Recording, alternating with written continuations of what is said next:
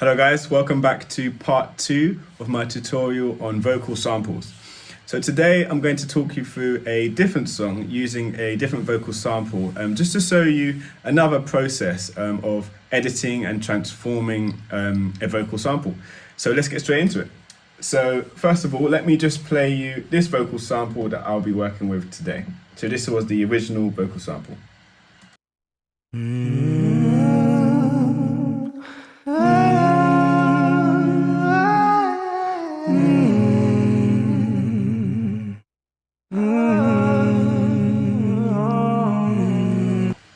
So yeah, that's the vocal samples, really nice vocals there.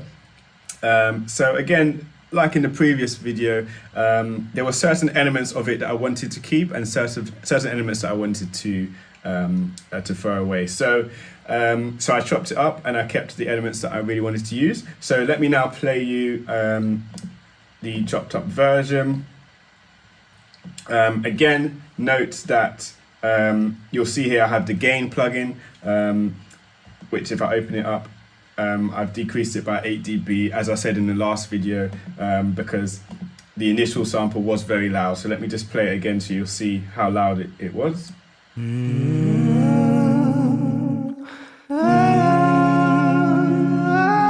Yeah, so you can see that it's peaking at -1, so it's very loud. So I made sure that I turned it down. And then, yeah, let me now play you what it now sounds like chopped up.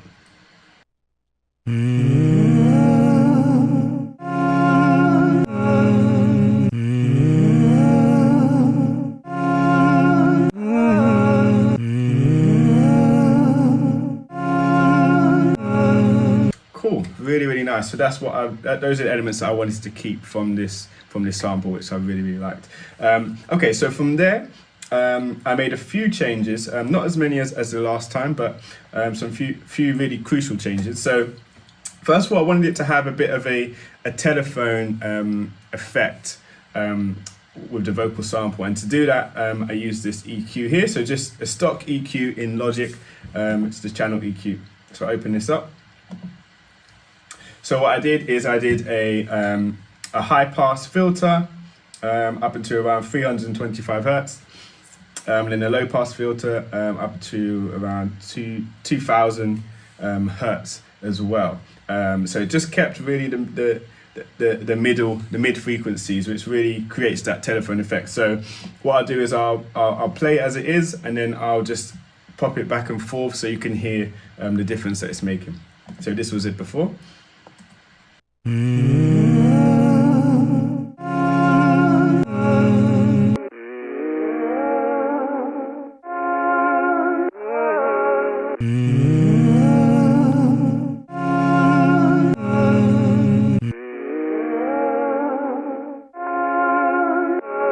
Cool. So it took away a lot of the low frequencies and the high frequencies as well. And I really did that because I wanted to make space for my vocals, which I'll eventually sing over this track. So I wanted to create a space where this vocal sample can live in that doesn't really interfere too much with my voice. So that was what I did initially.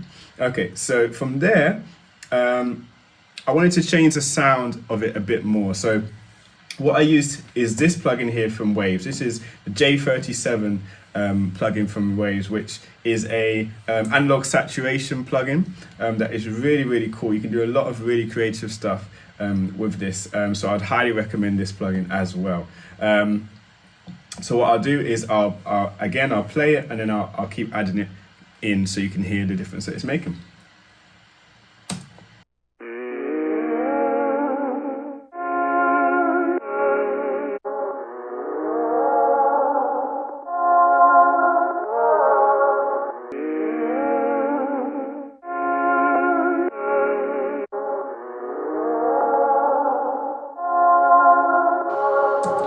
Cool. So if you're listening to this in headphones or studio monitors, you can tell that it got a lot wider.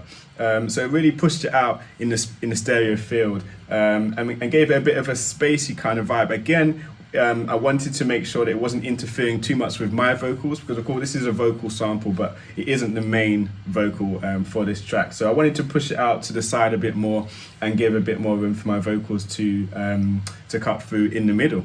And I really liked the saturation, and I really liked the space that it gave. So I was really happy with the difference this plugin made.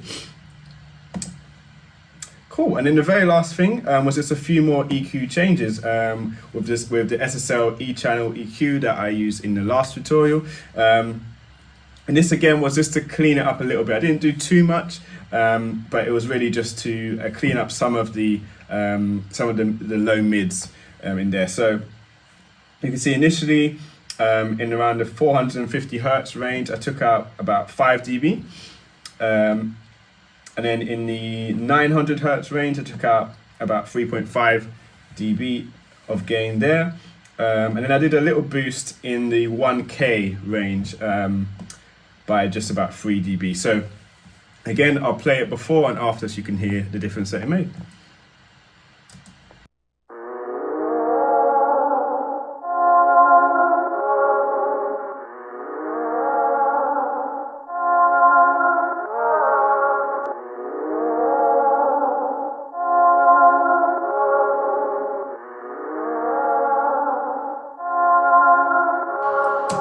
Cool, so I added a lot more presence, it really cleaned it up a lot, and yeah, I was really happy with it. So those were the 4 steps, well really the 3 steps, so just the EQ, saturation, and then another EQ, and of course I chopped it up to add the bits that I wanted to keep. So yeah, so let me just play what it was before and play what it is now so you can hear the difference.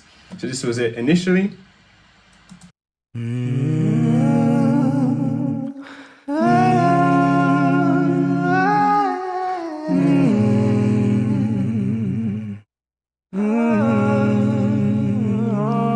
Cool, and now this is it now.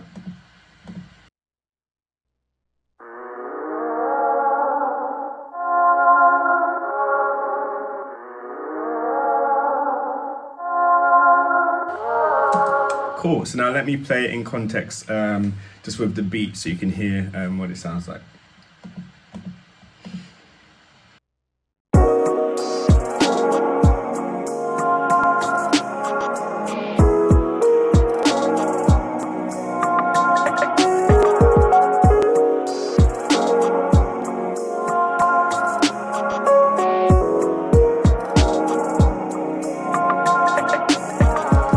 Cool, so that was it guys. Those were the changes that I made. I really liked the sound of that. It gives it a lot of just nice space and texture on the sides. And then when I eventually record my vocals, I feel like it will work really well.